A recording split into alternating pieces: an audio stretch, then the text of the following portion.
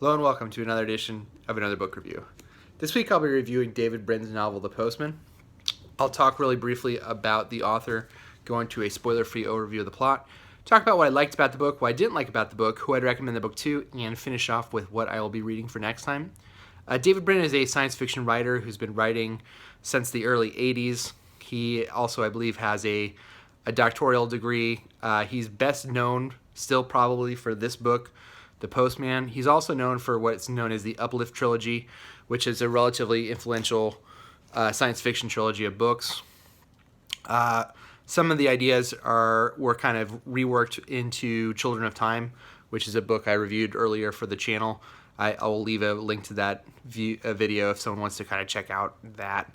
But this work, The Postman, is still probably his most famous work. It was turned into a movie starring Kevin Costner, I think in the mid to late 90s. I haven't seen the movie, and this is the first of his Brin stuff that I've read.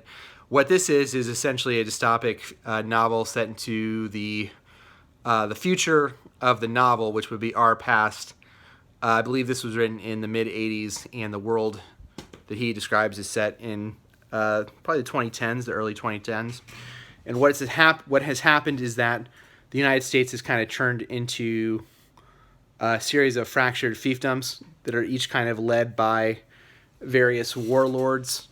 The main antagonist in the book is a group of, I guess their ideology be closest to fascist. So I think they're kind of cross between having a fiefdom-like society with kind of fascist ideals. They're called the Holns, after their former leader, Holn.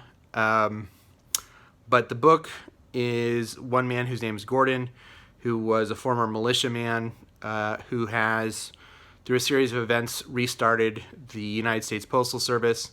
And the novel is really him going from kind of area to area, kind of spreading this idea of restoring the Postal Service to kind of this fractured country, as it were. The book is mostly set in the Pacific Northwest, mostly in Oregon.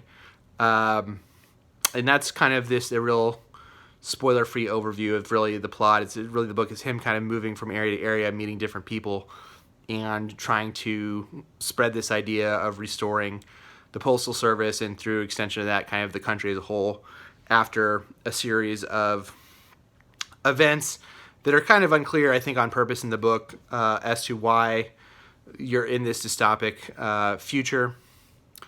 Through a series of, I think there is a pestilence, there's a war, there's a series of events that kind of happen that are alluded to that aren't really spelled out, but that's kind of the reason for it.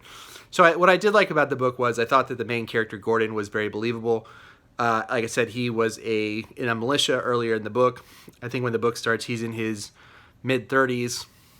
So he does have military training, but he's not John Rambo. There are parts of the book where he is faced with a situation where he could go in kind of guns blazing and kind of chooses not to do that, and kind of is very much a tactician. He kind of picks his battles and kind of realizes his strengths and his weaknesses, I think, in a really intelligent way. And like I said, there's points to the novel where he realizes that going in would get him killed, and he doesn't go in. And so I appreciate that realist attitude towards things that is kind of often missing. The character is not overpowered in any real way. I thought the world as a whole was very believable. There are areas of the world where technology has kind of returned, and there's areas where it hasn't returned, so it's not a kind of uniform thing. There are areas where certain kind of points, some nice little touches as far as relics of the past kind of pop up into the relics of our past, and the past of this world kind of pop up in the present day of the novel in a way that I kind of thought gave a sense of realness to the book, which was cool. I think that tonally there are some really dark parts to the book. There's a lot of dark subject matter as well, but I think he does a good job. Brin does a good job, of writing on those things, but to a point where it doesn't ever feel gratuitous or kind of off-putting. So I think he handles it in a way where I think you can give this to, I'll get into that in the recommendations, but I never got the point of the book. I didn't think there was any point in the book where the violence was gratuitous or really kind of disgusting for the sake of being disgusting. I think on some of the things that I liked a little bit less, and I'll kind of start with kind of a minor point. A lot of the book is him moving through cities that are real world cities in our world, but there's no real map in the book, and so I thought that that was something that would have been helpful to have, like a map in the front page or the front flap, just to show here's the various areas we're going to talk about. I thought that would have really helped kind of the imagination flow, because it is a lot of him going from place to place, and you're like, I don't know exactly where that was, and so I think if you had a map, it would be a little bit easier to follow some of those things. I will say one of the things that I thought he didn't do as well, the dialogue at times is kind of rather poor.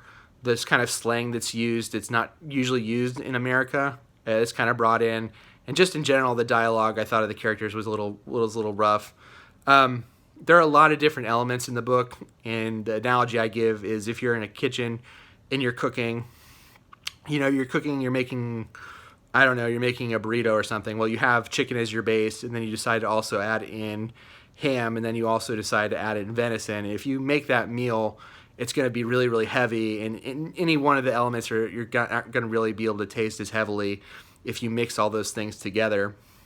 And I thought, similar to this book, there are some main themes as far as the main theme I think throughout the novel is really about personal responsibility versus the responsibility of a collective. I think that's kind of a point that kind of goes throughout the novel, and the main characters each have kind of their own viewpoints on that, and it kind of comes to a head as the novel goes on. There's also other more science fiction elements, I'll just leave it there without getting into spoilers, of the book that I felt on kind of second glance and kind of thinking about it may have not been necessary.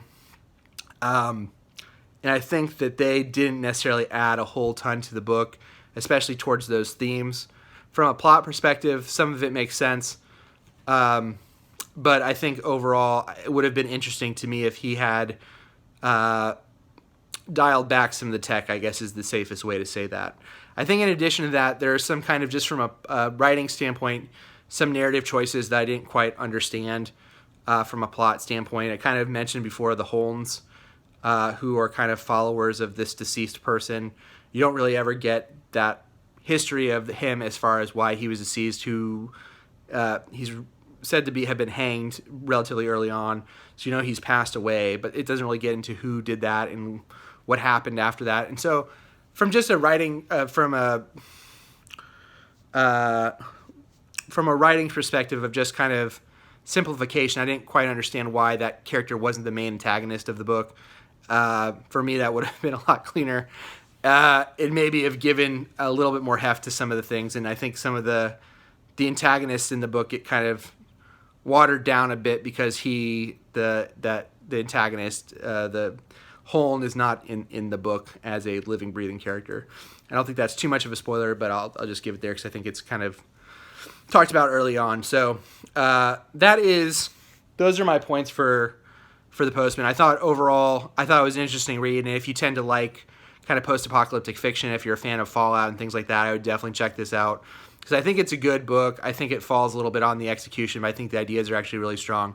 It's also interesting, like anything that you're reading from the 80s predicting into the future, there's always little bits that sometimes they get it right and sometimes they don't, and kind of similar to kind of Neuromancer's kind of famous example of getting drone technology right in the early 1980s, but missing cell phone technology. There are parts in this book too where some of it's right, and it's kind of fun to look back and laugh at some of the things that are not right. But overall, I would say if you enjoy this genre, definitely check it out. I think if you're someone who's in high school, maybe 15, 16, 17, you probably have I would think that you would have the maturity level to handle this. Like I said, there are some grim parts to it, but I didn't think anything was overly gratuitous or disturbing. So that was David Brin's The Postman. Next time I will be reading Shelley Jackson's Half-Life. Until next time, please feel free to like the video, subscribe to the channel, and follow me on Twitter. I'll have my Twitter link as well as the link to the Two Children of Time books, which use some of David Brin's ideas. I'll have my reviews to them in the comments below this video. Until next time, bye.